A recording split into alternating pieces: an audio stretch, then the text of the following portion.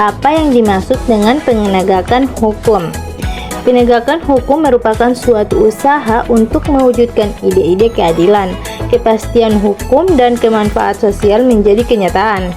Jadi, penegakan hukum pada hakikatnya adalah proses perwujudan ide-ide.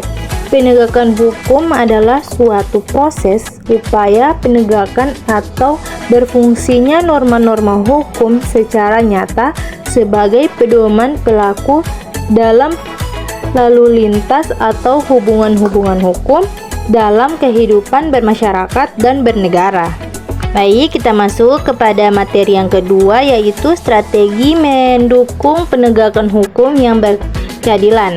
Yang pertama, meningkatkan peran penegakan hukum untuk menumbuhkan kesadaran hukum anggota masyarakat. Yang kedua, penegakan hukum di lingkungan peradilan. Yang ketiga, upaya pemberdayaan lembaga peradilan dan lembaga penegakan hukum lainnya. Itu permasalahan penegakan hukum yang berkeadilan.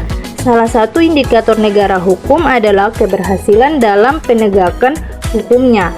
Ketiadaan dan kurang maksimalnya penegakan hukum dapat berimplikasi terhadap kredibilitas pembentuk aturannya, pelaksanaan aturan, dan masyarakat yang terkena aturan itu sendiri, sehingga seluruh elemen akan terkena dampaknya.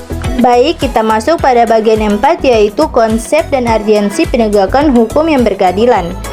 Nafsu yang dimiliki manusia ada yang baik, ada juga nafsu yang tidak baik. Inilah salah satu argumen mengapa aturan hukum diperlukan. Kondisi yang keduanya tampaknya bukan hal yang tidak mungkin bila semua masyarakat tidak memerlukan aturan hukum.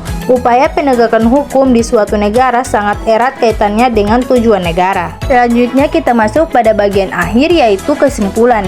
Negara merupakan organisasi kelompok yang masyarakat tertinggi yang mempunyai wewenang untuk mengatur dan mengendalikan masyarakat.